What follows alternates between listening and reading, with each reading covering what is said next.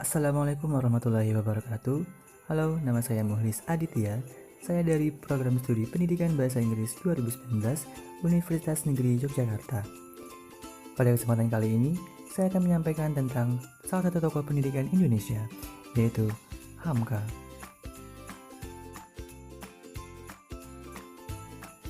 Haji Abdul Malik Karim Amrullah atau biasa dikenal dengan Buya Hamka, lahir pada 17 Februari 1908 bertepatan dengan 13 Muharram 1326 Hijriah di Maninjau, Sumatera Barat. Ayahnya bernama Haji Abdul Karim Amrullah bin Syekh Muhammad Amrullah bin Tuanku Abdullah Saleh, dan sang ibu bernama Siti Safiyah binti Gelanggar. Buya Hamka adalah seorang ulama, politisi, dan sastrawan besar yang dihormati dan disegani di kawasan Asia hingga Timur Tengah. Hal ini bisa dilihat dari beberapa penghargaan yang diperolehnya. Pertama, ia mendapat anugerah gelar Dr. Honoris Causa dari Universitas Al-Azhar Kairo atas jasanya dalam mensyiarkan agama Islam di belahan dunia dengan menggunakan bahasa Indonesia yang indah. Kemudian, ia kembali mendapat gelar penghormatan dari Universitas Kebangsaan Malaysia pada bidang sastra, serta gelar dari Universitas Dr. Mustopo sebagai guru besar.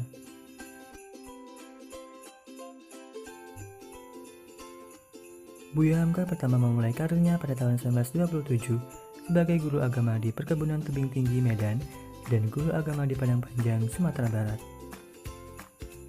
Tak hanya agama, Hamka juga menguasai berbagai ilmu lainnya seperti filsafat, sastra, sejarah, sosiologi, dan politik. Jurnalistik pun menjadi salah satu ketertarikannya. Sejak awal 1920-an, Buya menekuni ilmu jurnalistik dan berkarir sebagai wartawan, penulis, editor, dan penerbit di berbagai surat kabar. Buku pertama yang berhasil ia terbitkan berjudul Khotibul Ummah dan disusul dengan sederet judul lainnya. Saat Perang Revolusi pun, Buya turut mengusir penjajah dengan cara mengobarkan semangat pejuang. Ia bergerilya bersama barisan pengawal nagari dan kota menyusuri hutan pegunungan di Sumatera Barat.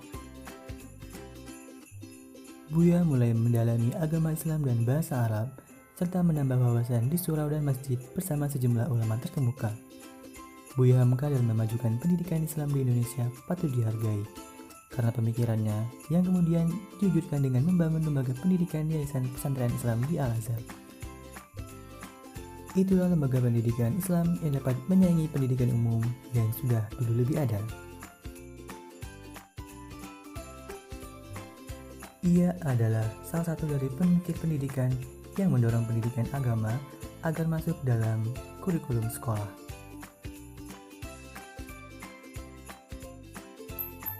Adapun gagasan Hamka tentang pendidikan, khususnya pendidikan Islam adalah sebagai berikut.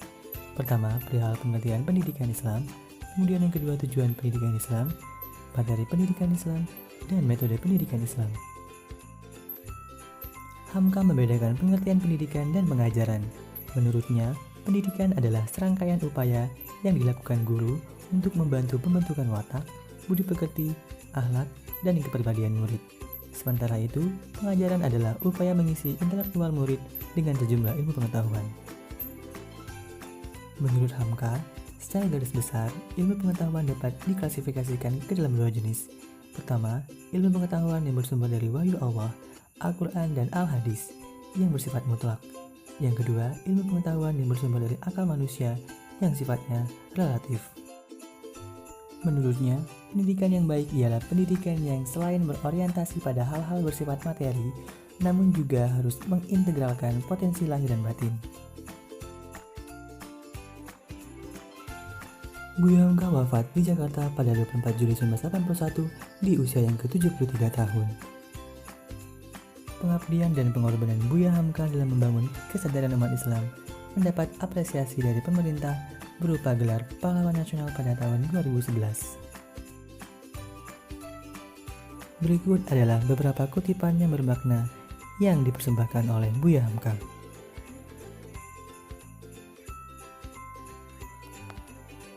Jangan takut gagal, karena yang tidak pernah gagal adalah orang-orang yang tidak pernah melangkah. Semakin banyak ilmu, semakin lapang hidup. Semakin kurang ilmu, semakin sempit hidup. Buya Hamka.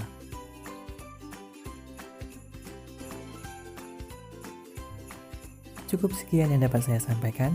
Terima kasih telah menyimak dan terima kasih telah menonton. Wassalamualaikum warahmatullahi wabarakatuh.